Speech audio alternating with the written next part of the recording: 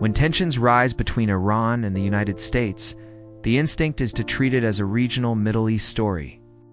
But that framing misses the real risk, because this isn't just about nuclear talks, sanctions, or the Strait of Hormuz. It's about how a crisis in one region can reorder power dynamics globally by forcing the United States to divide its attention. Resources and political capital at exactly the wrong moment. This is a story about strategic bandwidth and how rivals exploit it. Modern great power competition isn't just about tanks, missiles, or GDP. It's about bandwidth, military readiness, diplomatic focus, industrial capacity, and political attention. When the U.S. is pulled into a higher-risk escalation with Iran, it doesn't operate in a vacuum. Carrier strike groups redeploy, air and missile defense assets shift, ISR platforms are retasked, senior leadership attention narrows. That creates something rivals look for constantly: opportunity through distraction. For Russia, an Iran-US escalation isn't a threat, it's a potential opening. Here's why. First, resource strain. A serious Gulf crisis consumes air defense interceptors, precision munitions, logistics lift, and command capacity, the same assets required to sustain pressure elsewhere, particularly in Europe. Second, political dilution. As Washington's attention pivots to crisis management in the Middle East, coalition unity in Europe becomes harder to maintain. Energy prices rise. Domestic politics fracture, strategic patience erodes. Third, operational alignment. Russia and Iran have spent the past decade moving from diplomatic alignment to operational cooperation, from Syria to drone production ecosystems and sanctions evasion networks. In short, escalation with Iran can reduce Western pressure at exactly the moment Russia benefits most from relief. This alignment has roots.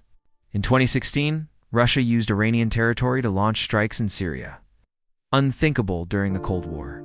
Since 2019, Iran, Russia, and China have conducted repeated joint naval drills in the Indian Ocean and Gulf of Oman. Strategic signaling aimed squarely at the U.S.-led order. China and Iran formalized a long-term cooperation agreement in 2021, locking in economic and political alignment under sanctions pressure. This isn't a formal alliance, but it functions like one when pressure rises. China's position is more complex. On one hand, Beijing needs Middle East stability. Disruption threatens energy flows, shipping insurance, and global growth. And on the other hand, Iran, U.S. escalation gives China something strategically valuable: proof that U.S. sanctions destabilize regions, space to posture as a diplomatic alternative, and leverage to criticize American coercive power.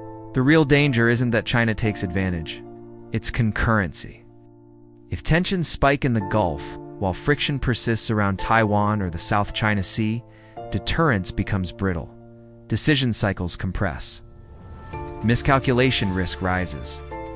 Two crises don't just add, they multiply. This is the core insight. Iran-US escalation is a global concurrency test.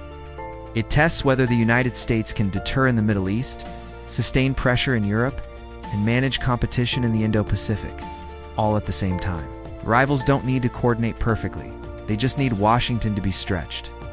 History shows that moments of overstretch, not outright defeat, are when balances of power shift. The Middle East isn't a sideshow, it's a strategic lever, one that can tilt the global balance far beyond Tehran or Washington. At Trescudo, we don't just track crises, we track what they unlock. If you want more intelligence-grade analysis on how today's conflicts shape tomorrow's power structure, subscribe and stay ahead of the curve.